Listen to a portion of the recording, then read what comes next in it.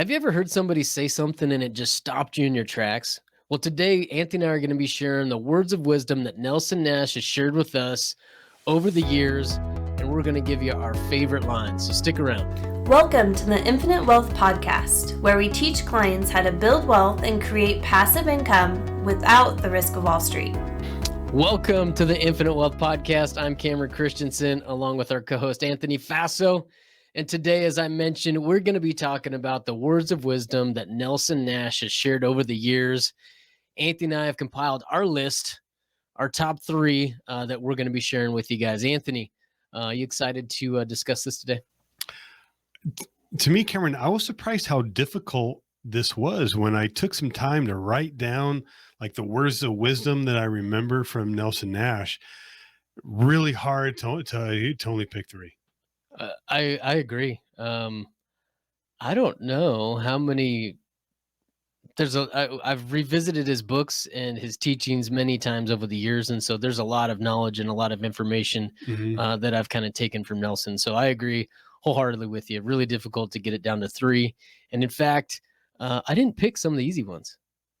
I was trying to avoid some of the kind of the easy ones just so that we didn't duplicate our answers. So I've got three for you guys today. Are you trying to frame it that what I did the easy pickings? No, just that your stuff is kind of kindergarten, elementary. Well, you know what? Let's let the listeners decide. Love to hear their comments on who has a more impactful, or I really, surprisingly, I liked how you opened this up. Have you ever heard somebody say something stop you in the tracks? I've yet for you to say that to me, or you to say something that stopped me in the tracks. But out of these quotes, I'd love to hear which ones you thought were more impactful, or which ones stopped you in your tracks. Awesome. Well, let's get started. Anthony, let's kick this thing off here, man. I'll let you go first. Okay. You are the elder. I don't know. All right. One of the things that this stuck into my mind for a long time, and it's actually something that I incorporate when I'm explaining how IBC works. And in fact, we've even did a podcast on it before. And what Nelson would commonly say is the seen is temporary and the unseen is eternal. So, and, as you know, if you've read Nelson's book, he does quote scripture in it, and he often quoted scripture in our talkings. And so the scripture is, so we fix our eyes not on what is seen, but on what is unseen, since what is seen is temporary, but what is unseen is eternal. That's 2 Corinthians 4:18. And really what he's talking about is, and that relates to infinite banking. Everybody focuses on the seen, right? What are the dividends? What's the cash value? What's the death benefit? Or what's income in retirement? But that doesn't have anything to do about infinite banking. That's all about a policy or a properly designed whole life policy. Now, I'm not saying that those are unimportant, but I'm saying what's more important is the unseen. And the unseen is what you do with that cash value and with that policy. We need to take that unseen of what are the assets that you've bought using the policy, or the cash flow that is created, or what about the ability to not have to go to the banks to access money, where you have the ability to finance things yourself. And I remember one of my clients was buying a rental property, and the banks were running him through the ringer, asking for all these documents. And then they'd come back, well, I need some more documents. And then we need to update the documents we asked for before. And then he finally said, you know what? Screw these guys. I'm just going to pay for it in cash. But because he had that ability, that was kind of some of the unseen benefits. He was able to pay for that in cash. So I think the point Nelson's trying to make is that we need to focus not so much on the illustration. We need to focus on how we use it and how we incorporate that illustration to achieve our goals. Well done. Well done. Thank you. Yeah. No need to throw it back to me. I'm just going to go. I'm focused on making sure I nail the Exactly, next yeah, piece. thanks. Cameron, what was one of the lines Nelson had shared that stopped you in your tracks?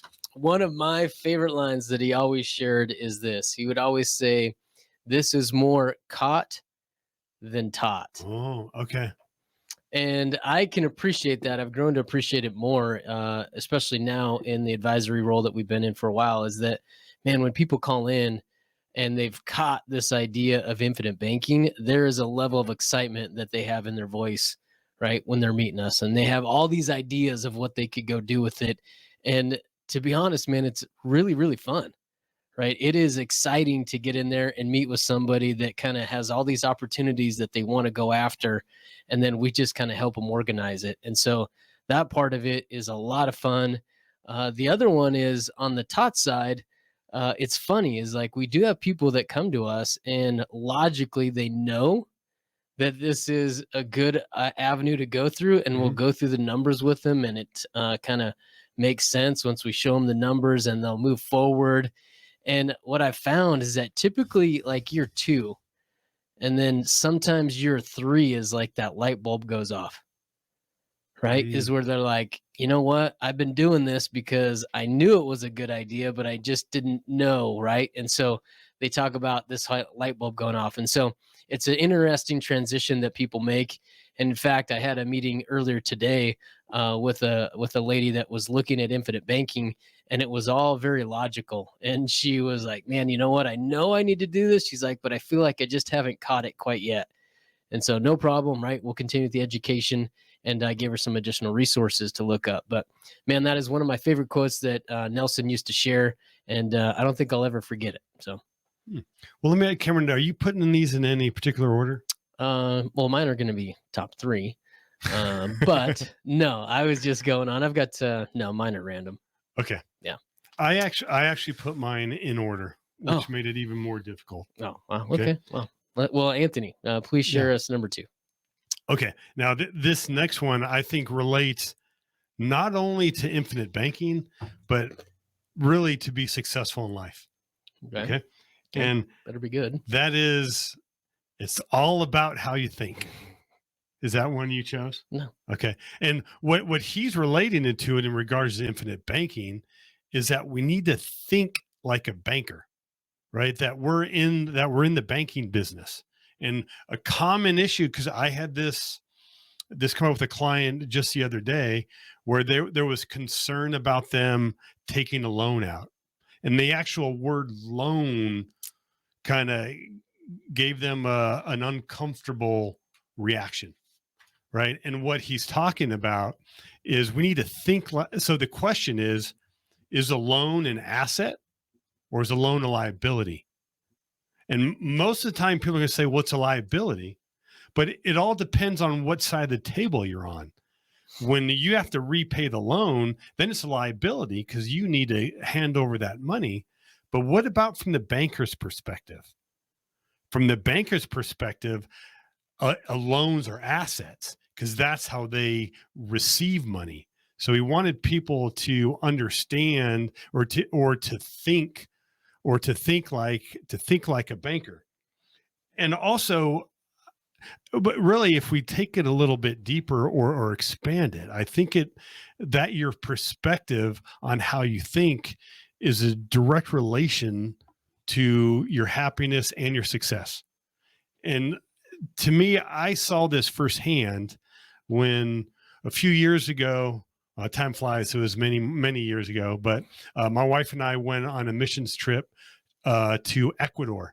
And we had helped build a church, this very poor town in Ecuador.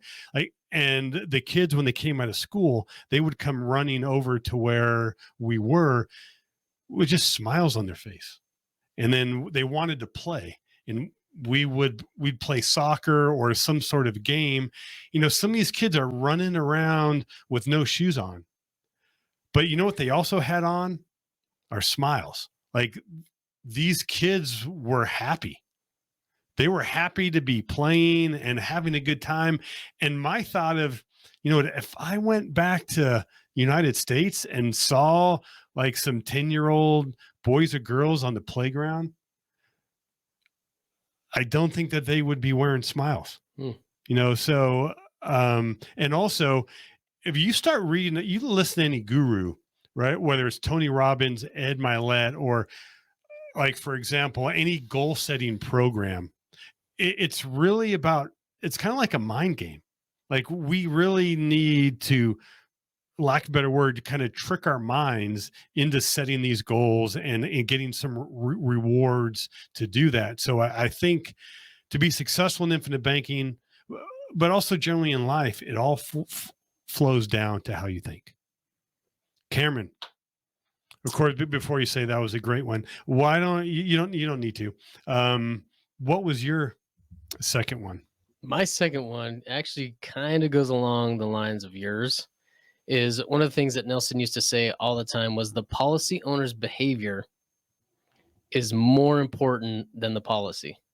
Mm, mm. And I think a lot of times when people, right, this goes for a lot of people that are getting introduced or beginning with infinite banking, there's a big concern about making sure that they've got the right policy with the right company. Is it direct versus non-direct? What's the dividend rate? What's the loan rate? Right. And again, I like to share that with them at that point and let them know that the policy is important, but it's not the most important thing.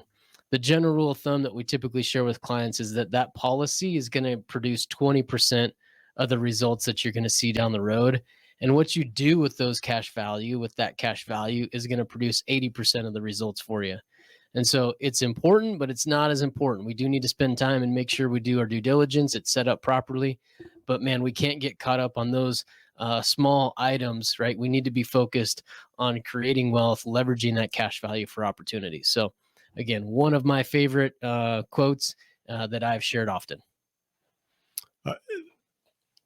That is a great quote. Don't get me wrong, but I think you're 0 for 2 right now, kind of. But anyways, the listeners will decide. They will, yeah. All right, Anthony, let's go. Let's hear your third one. One thing Nelson would always say is if you have cash, opportunities will find you. Right. And I would tell you, to be honest, at the beginning, I didn't get it. Like it sounded great, but I think part of it was related to my mindset. And I think there's two causes of this. One is the mindset and one is the people that we hang around with. Right. If you get into a circle of people that are investing, we start thinking more like those people. And also they may provide some opportunities. Right. But it also relates to the mindset, right? We need to be open to hearing these opportunities. If our mind's not open, then we are not going to listen to it. Mm-hmm. Like I think an example, I was with a group of guys and a bunch of them started playing golf. So we're there talking, and then a couple of guys start talking about golf. And you know what, to be honest, I just don't dig golf. Right. Why? So why you're really good at it. Yeah. That's a good point, Cameron. Maybe I'll give you a lesson. Surprisingly, and I mean this truthfully, surprisingly, Cameron is very good at golf. And this is probably the one thing maybe you gave me a lesson in. Yeah, that's it. I can't believe you admitted that. Wow. Yeah. But what it was, they were talking about golf that I had no interest in. Right. But if I was, so they probably had some great nuggets of information, but my mind was not open. Yeah. But if golf was interesting to me, I either would have been part of the conversation, but I also would have been listening to what they were saying to see how I can improve my golf game. And I think the same thing happens when you have an open mindset of opportunities. Right. And you have the capital to do it.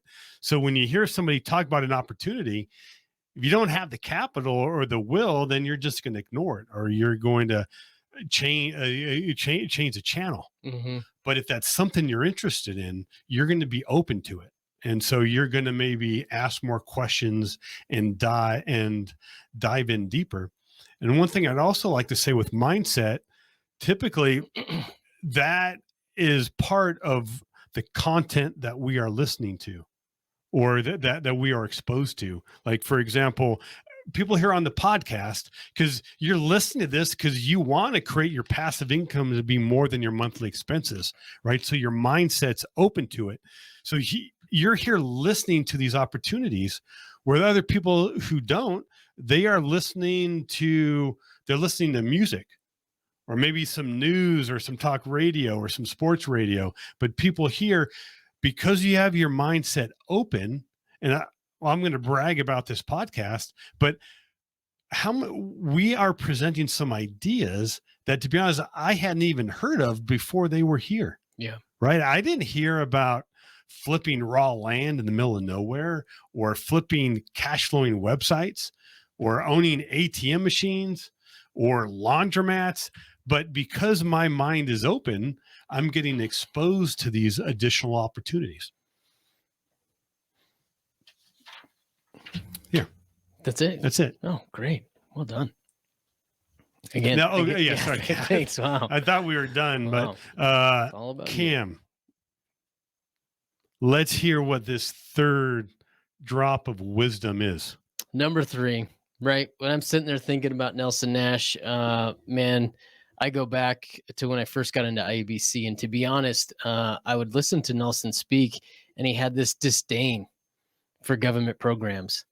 And I didn't quite have the same disdain then, right? Back then, I was a young kid, and I was just looking for opportunities. And I'm like, man, this is a great avenue for me personally. And that was about as big as my point of view got. But as I've been in kind of in this role, and I've matured over the years, and I've seen qualified plans and some of the restrictions that they have, is I have absolutely grew the similar amount of disdain for those types of accounts that Nelson has had. And so the quote that I found that he used to share, I actually went back to a 2012 event. I believe it was a mastermind in Little Rock that we attended. I remember. And I had handwritten notes, but and in those notes, every couple pages, you had left some very nice notes for me in there. Some words of encouragement. Yeah, exactly. Like, yeah, keep going. Some Cameron, very you're smart. uplifting words. Maybe I should share those, those nuggets. But Nelson, one of the notes that I had written down is he shared this at one of the masterminds, and he said that when government creates a problem and then turns around and creates an exception to the problem they created, aren't you just a little bit suspicious that you're being manipulated? Man, I had written that down. I had highlighted it, and I had bolded that. And I sat there and I started thinking about that in preparation for today. And I started typing. And here's what I wrote. Let's hear it. As I said, most people have been bamboozled into putting their money into retirement accounts. They've been sold on the tax deduction and the dream that the market is going to save them. They expect retirement to be hand-delivered on a silver platter.